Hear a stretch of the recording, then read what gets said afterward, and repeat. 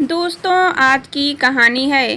गांव के बाहर हम अपने दोस्तों के साथ ठंड से बचने के लिए सूखी हुई लकड़ियों को बिना कर जला रहे थे। पूस की महीना होने के कारण कनकनी भी काफ़ी बढ़ चुका था। यदि हाथ गर्म करते तो ठंड से पैर सुन्न हो जाती थी।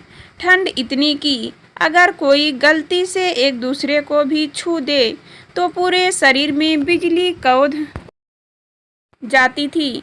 लेकिन इस ठंड में भी बुधन काका हाथ में टोकरी और एक छोटी सी बोरी लेकर खेत की तरफ निकल गए थे। बुधन काका ने कुल 4 बेटियां थी, जिनमें से 2 की शादी हो चुकी थी और 2 की विवाह होने अभी बाकी थी।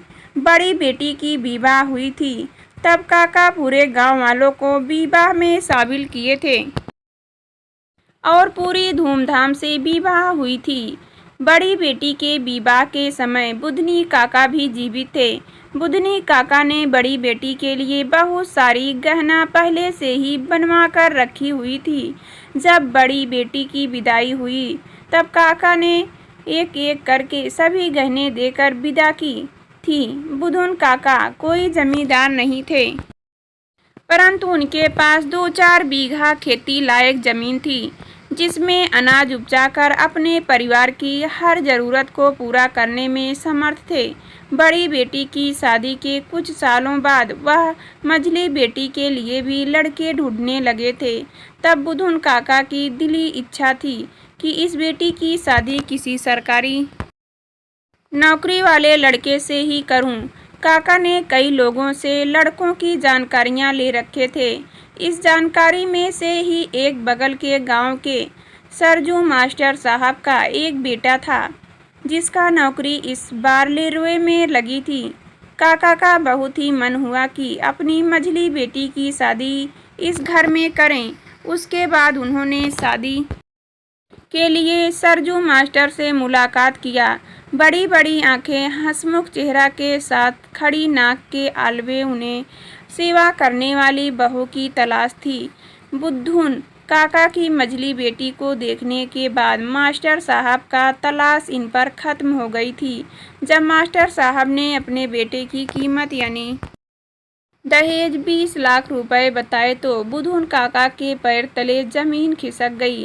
काका सरकारी नौकरी वाले लड़के खोजने से पहले यह भूल चुके थे कि सरकारी नौकरी वाले लड़के की कीमत बहुत ज़्यादा होती है।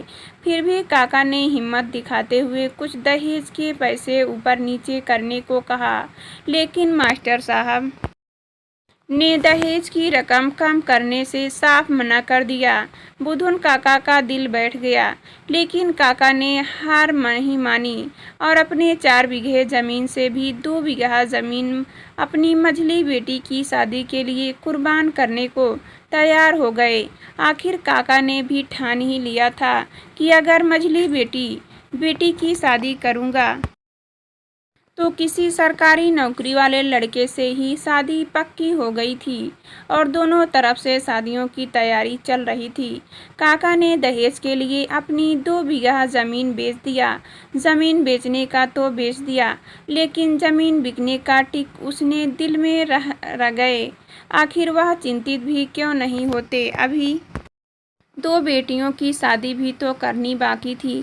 शादी तो सुखी संपन्न हुआ, लेकिन काका का चिंता दिन पर दिन और भी बढ़ने लगी, क्योंकि अभी भी 2 बेटियों की शादी जो करना था, ऊपर से गांव वाले अलग ताना देते थे।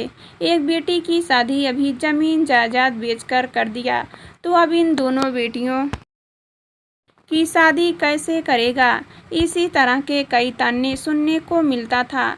सिर्फ आज ही नहीं, इतनी सुबह बुधन काका को खेत में जाते हुए देखा हूँ, बल्कि वह प्रत्येक दिन इसी तरह से ही जान लगाकर खेती करते थे, ताकि इन दोनों बेटियों की शादी किसी अच्छे घर में करा सके। बेटी बचाओ बेटी पढ़ाओ बेटियां लक्ष्मी की अवतार हैं। लड़कियां जलकर खिल रही थी, फिर भी कनकनी सताई जा रही थी और ये ठंड भी कम होने का नाम नहीं ले रहा था। आज बुद्धन काका को इतनी ठंड में खेत में जाते हुए देखकर उन्हें जल्दी आग के पास बैठने के लिए बुलाया, लेकिन उन्होंने कहा, बेटा, हम लोगों को ठंड कहाँ बुझाता है। जिसके सर पर बेटी का बोझ हो, उसे इतना आराम से बैठकर आग सेकने की फुर्सत कहाँ है। बुधुन काका का बात सुनकर मैं मौन हो गया और सोच में भी पड़ गया। क्या वास्तव में बेटियां बोझ होती हैं, या सरजू मास्टर साहब जैसे लोग दहेज लेकर बेटियों को बोझ बना देते हैं।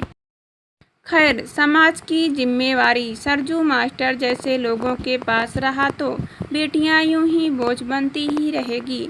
इसलिए हम सभी युवाओं को आगे बढ़ने की ज़रूरत है और दहेज को बहिष्कार करने की ज़रूरत है।